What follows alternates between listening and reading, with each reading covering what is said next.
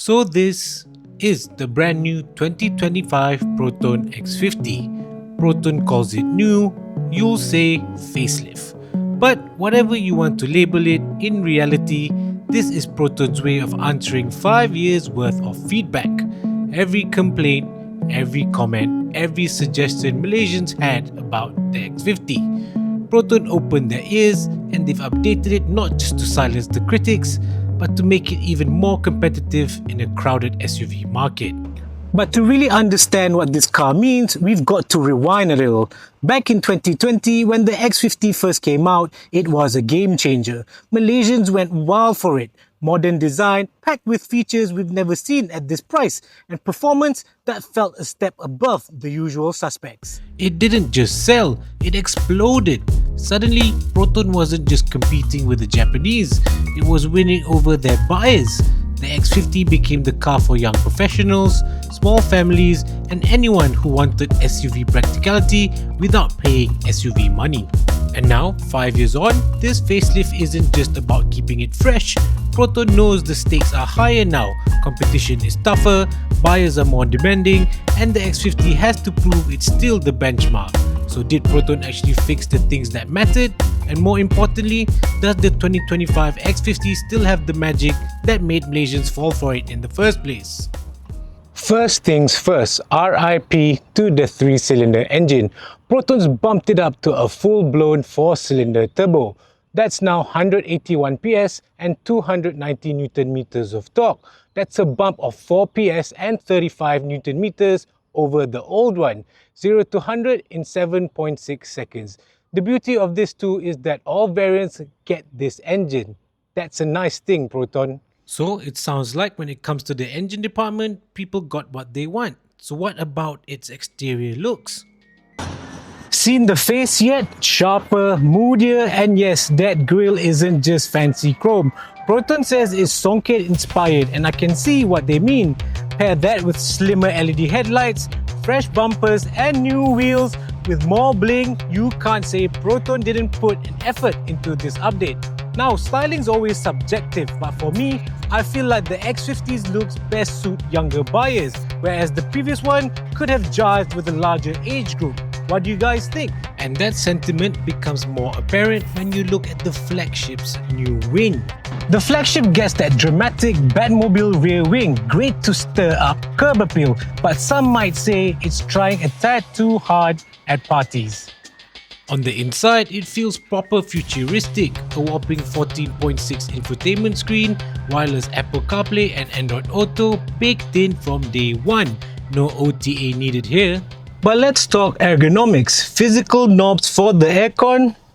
It's gone. Now it's all screen, and as one grumpy social media commenter put it, aircon controls on the screen, it should be a fast accessible thing. Yup, well, they've gone full digital. Some may love it, some might miss the tactile comfort of a real knob. I get both sides of the argument, but whatever it is, this is now the Proton X50.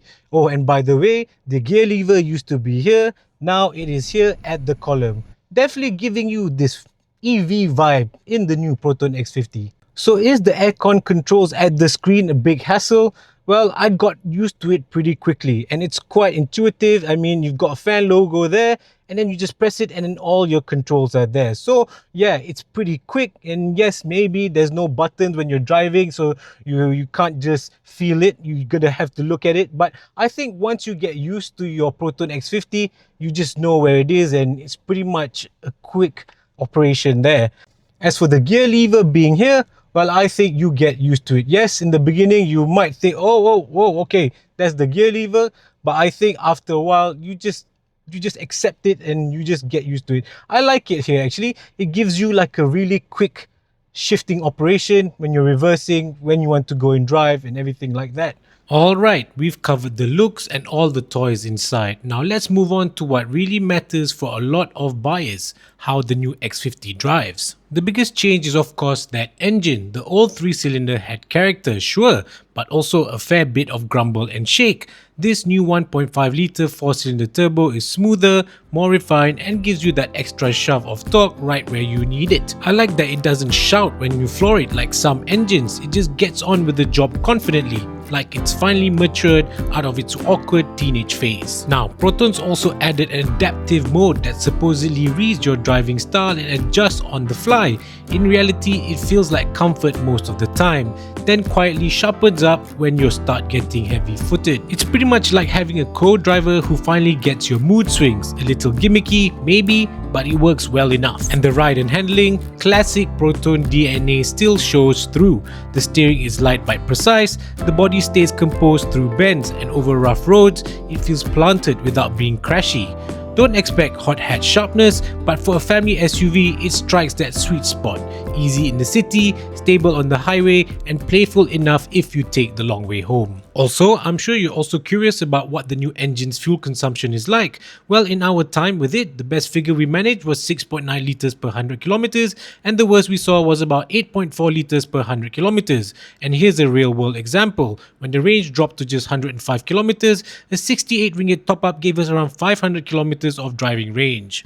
If I had to sum it up, the 2025 Proton X50 Flagship feels like Proton took what people already love and gave it that extra polish. The engine's smoother, more powerful, and when you mix that with Proton's ride and handling, you don't just get a practical SUV, you get a drive that actually makes you look forward to the journey.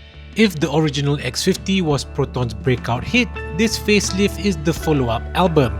Not every track is perfect, but the hits are strong enough to keep it at the top of the charts.